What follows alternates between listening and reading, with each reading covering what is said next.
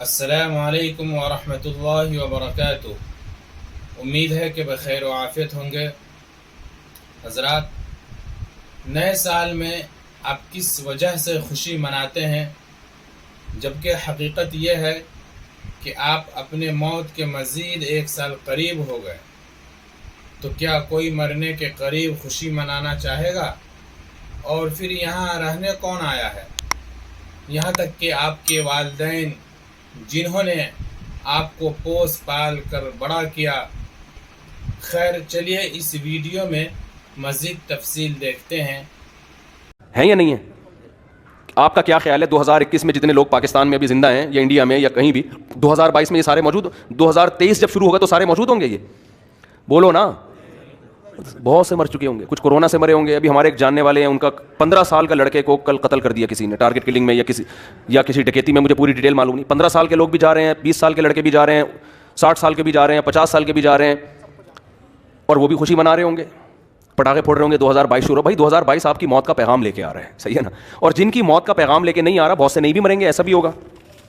تو ان کے بارے میں 2022 بہرحال یہ پیغام لے کر آ رہا ہے کہ آپ اس سال مریں گے تو نہیں، لیکن مرنے کے ایک سال قریب ہو جائیں گے۔ آپ آئی بات سمجھ میں؟ 2021 کے جب رات 12 بجیں گے تو اس کا مطلب سیدھا سیدھا یہ ہے کہ اگر کوئی 60 سال کی زندگی لے کر آیا تھا تو اس کی، اور وہ 40 سال کا ہو گیا ہے، تو اس کی زندگی میں ایک سال مزید کم ہو گیا ہے۔ کیا خیال ہے؟ غلط تو نہیں کہہ رہا؟ تو کون دنیا میں احمق اور بیوقوف ایسا ہے جو موت کے گھاٹ کے قریب جا رہا ہو اور جتنا قریب ہو رہا ہو مٹھائیاں کھا رہا ہو، وہ پٹاخے پھوڑ رہا ہو؟ یار ایک تو یہ مولوی لوگ نا انجوائے نہیں کرنے دیتے لائف کو یار۔ ان کو کیا، ہم اگر ناچ لیتے ہیں نئے سال پہ یا نئے اڈے پہ یا مٹھائی کھلا رہے ہیں، تھوڑا سا انجوائے کر رہے ہیں، تھوڑا سا ہلا گلا ہو رہا ہے، ہیپی کہتی ہے، تو ان مولویوں کو پتہ نہیں کیا خوش کے۔ تو مولوی آپ پہ ہنسے گا، بولے گا تیری مرضی ہے بھائی، تیری مرضی ہے۔ میں تو تجھے اس لیے کہہ رہا ہوں کہ میرا تو خیال تھا کہ دماغ یا تو الٹ گیا ہے، تو تیری کھوپڑی کیا ہو گئی ہے، گھوم گئی ہے۔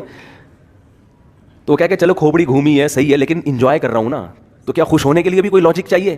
تو اس سے مولوی کوئی عقل مند ہوگا، وہ کہے گا دیکھ بھائی، عقل کا تقاضا ہے کہ چونکہ تو موت کے قریب ہو رہا ہے نا، موت کے قریب ہو رہا ہے، تو اگر تو غیر مسلم ہے تو تو الٹا ناچ، سیدھا ناچ، شراب پی۔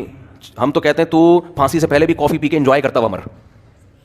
اچھا ہے، تجھے انجوائے کرنے کے لیے کوئی لاجک نہیں چاہیے، بھلے تو اس کی لاجک بنتی نہ ہو خوش ہونے کی، لیکن تو غیر مسلم کو کوئی لاجک نہیں چاہیے۔ وہ کہہ رہے خوش ہونے پر گورنمنٹ کی طرف سے کوئی پابندی نہیں ہے، کوئی بھی کسی بھی ٹائم پہ خوش ہو سکتا ہے۔ چلو پھانسی کے پھندے پہ جا رہا ہے تو وہ یہ سوچ سکتے ہیں کہ یار چلو غم کے موقع پہ اگر خوش ہو کے جاؤ تو اچھا ہے نا، ٹینشن لے کیوں۔ لیکن جب مسلم ہوگا نا، مسلم ہوگا تو وہ یہ کہے گا کہ مولوی اس کو سمجھائے گا کہ دیکھ تو موت کے قریب ہو رہا ہے، تھوڑا سا اللہ اللہ کر لے، تھوڑا سا کیا کر لے، ساری زندگی جو تو نے بدماشیاں کی ہیں اس کی وجہ سے بھی تو نے پھندے پہ لٹکانے لے کے جا رہے ہیں، اتنے لوگوں کے خون کیے ہوئے، توبہ کا ٹائم ہے، استغفار کر لے، توبہ کر لے، جو لوگوں کے قرضے لیے ہوئے ہیں واپس کر دے۔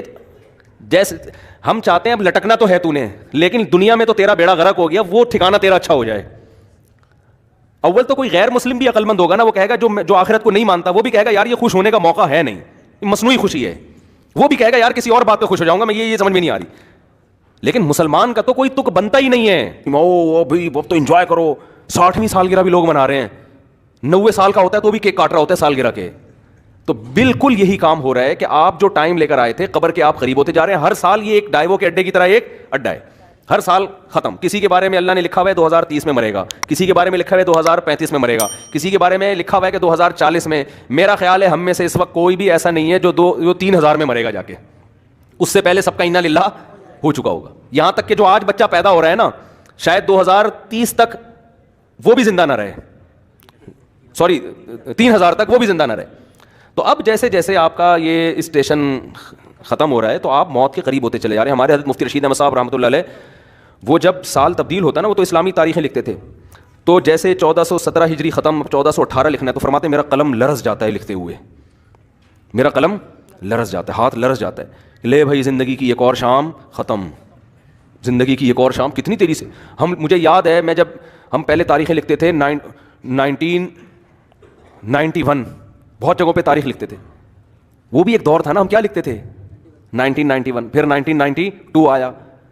اب اس زمانے کو یاد کرتے ہیں، یار اس وقت تو زندہ رہنے کے بہت ایام تھے ہمارے پاس، اور اب ہوتے ہوتے ٹھک ٹھک ٹھک ٹھک ٹھک۔ اور میں کل بیٹھا ہوا سوچ رہا تھا کہ کتنے ہمارے عزیز ہیں جو 1991 میں زندہ تھے، ہم ان کے بارے میں یہ سوچ بھی نہیں سکتے تھے یہ دنیا سے جائیں گے، اور آج وہ دنیا میں نہیں ہے، جس میں سب سے پہلے میرے والدین ہیں۔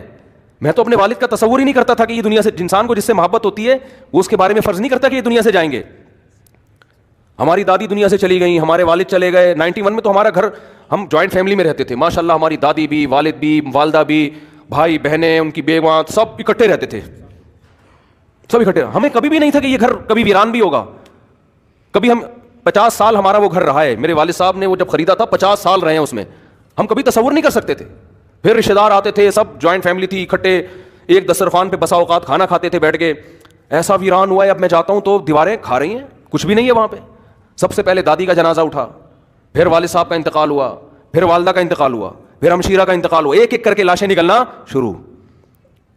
تو ختم, فنش. جو تصور نہیں تھا, میں نے وہاں اس گھر میں 40 سال گزارے اپنی زندگی کے, 40 سال, ختم, ویران.